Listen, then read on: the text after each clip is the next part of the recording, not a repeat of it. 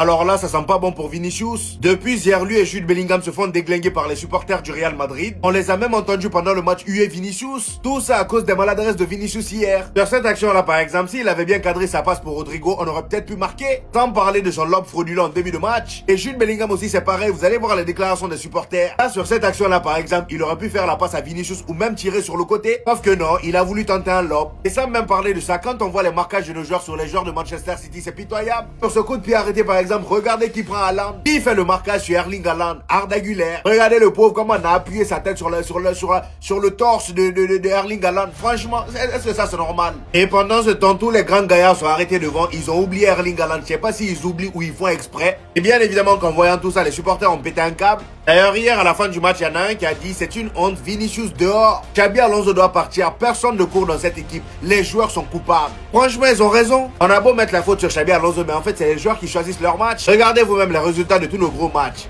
À part le FC Barcelone, on a tout perdu. Et si hier, malgré la défaite, on avait quand même bien joué, c'est parce que Xabi Alonso était sur la sellette. Et les joueurs ont tout donné pour le soutenir. Et face au FC Barcelone, c'est grâce à Lamine Yamal qui nous a chauffé. Sinon, sans ça, ça aurait été le néant comme d'habitude.